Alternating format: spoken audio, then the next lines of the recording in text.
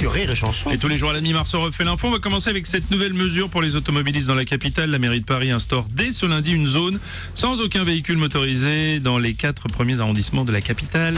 Bonjour Denis Brognard. Bonjour à tous et bienvenue à Hidalgo-Lonta.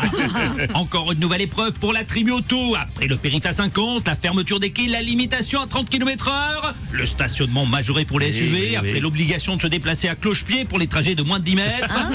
Non, ça n'existe pas, mais ça va pas tarder. C'est probable. Désormais, l'interdiction pure et simple de venir en voiture dans le centre de Paris. Des preuves ô combien éprouvantes que très peu d'aventuriers n'osaient tenter, tant elle était redoutable et laissant des séquelles psychologiques irrémédiables.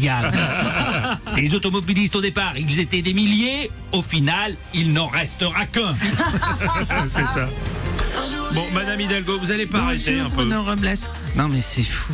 Toutes ces idées que j'ai. Oui, mais c'est terrible. Ah, oui, Vous avez vu un puits sans fond. Ah oui. ça, de ce côté-là, on vous fait confiance. Mais je fais mon T'as vu la taille maximum, du puits? Bruno. Oui. Ne parle pas de taille de puits. Ça dérape. Pour l'instant, c'est nous qui avons la taille de puits. Écoutez, laissez-moi faire ma vanne. Allez-y. Je fais mon maximum, Bruno Robles, pour que les gens, les Parisiens, se mettent enfin en prennent les transports. Ils prennent les transports. Ouais. Je fais mon maximum pour les aider à aimer l'odeur d'urine, les rats, les joueurs de banjo à 3 cordes et les frotteurs aux heures de pointe. Je fais mon maximum. Ah oui, ça, vraiment, vous y allez. Hein. Salut, c'est Arthur. Salut, Arthur. Moi, je voudrais dire à tous les auditeurs du 1er arrondissement, du 2e, du 3e, du 4e arrondissement, mais je voudrais leur dire que ah ben non, je suis con, vu le prix de l'immobilier dans ces quartiers, c'est pas des auditeurs. Non. Ils sont sur BFM Business à cette heure-ci ou Radio Classique, tu vois. Ouais, ils sont pas levés à cette heure-ci. Ils sont riches, ils sont grands. Ils s'en foutent. François Cluzet, ça vous agace? Mais peut interdire les voitures dans le centre de Paris, mais évidemment. Mais qui est assez con pour passer par là en bagnole? Oui, C'est l'enfer, enfin, à part les mecs qui aiment mettre des masques à boules, se faire fouetter, se faire insulter en un moment.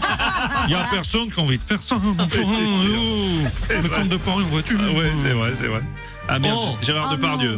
Comment ils ont appelé ça déjà? Les zones à trafic limité. Oui. Ah bah moi je sais, je savais pas, mais maintenant je sais. Oui, il y a des zones où faut pas aller si t'es pas autorisé. Bah oui, on vous l'a dit. Tu peux pas pénétrer si t'as pas l'autorisation. Bah non. Si t'es résident, t'as le droit. Ah bon?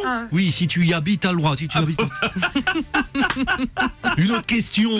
Dans ces arrondissements, Bruno. Oui. Monsieur Robles. Oui, dites-moi. On peut y aller à cheval. Parce que je sais pas si vous savez, mais j'aime bien l'équitation. Oui, on sait que vous aimez bien l'équitation. Vous l'avez déjà dit que j'aimais bien. Oui, merci Gérard, merci. Et pour en débattre et débattre de cette décision d'Anne Hidalgo, évidemment, on retrouve Pascal Pro. Bruno Robles, je pose la question. Si on veut limiter la limitation des trafics, plutôt que dans les arrondissements parisiens, pourquoi ne pas plutôt interdire les trafics dans les banlieues du 93 alors, de la Porte de la Chapelle ou de Clignancourt? Oui, bien sûr. Je pose la question. Oui, je comprends bien sûr. Depuis le 1er novembre, c'est le mois sans tabac. Et pour aider à encourager les fumeurs à arrêter le tabac, justement, la France compte aujourd'hui 12 millions de fumeurs quotidiens. Près de 60% d'entre eux disent vouloir arrêter. Michel Simès, bonjour. Bonjour Bruno. Eh bien, oui, impossible de parler du mois sans tabac sans évoquer une personne de l'équipe, Aurélie, pour ne pas la citer, qui a décidé d'arrêter de fumer. On ne peut que la féliciter. Et je crois même qu'elle a commencé depuis plusieurs semaines, bien avant le mois sans tabac, puisqu'on m'a indiqué que cela faisait un moment qu'elle n'avait pas pris une cartouche. Pas possible. Alors, Madame Le Pen, vous avez fumé pendant longtemps avant de passer à la cigarette électronique. Oui, mais ça n'a pas été très compliqué. Non, j'ai pas eu de problème de motivation pour arrêter les camels. Et bonjour, c'est François Bayrou. Monsieur Bayrou. Laissez-moi parler. Je vous en prie. Le mois sans tabac, excusez-moi, mais c'est très simple. Moi, j'ai même fait une carrière sans tabac. Aucune élection, jamais un tabac. C'est vrai. Jamais, monsieur Bayrou. Ça, vous êtes constant. Bonjour Renaud. Pas fumer, c'est important. Moi je le sais, ça permet de garder une belle voix. Claire, douce, suave, diront certains. Pas sûr, oui. J'ai même essayé aussi le mois sans Ricard. Ah ouais. Enfin le mois, Comment ça? la semaine. Ouais, oui. Enfin le jour. Oui. Enfin l'après-midi. Et merde. Non. Patrick Bruel, bonjour. Avant de quitter, je voulais juste avoir une petite question. Je voulais savoir quelque chose. Dites-moi. Le mois sans tabac, est-ce que c'est aussi le mois sans pipe?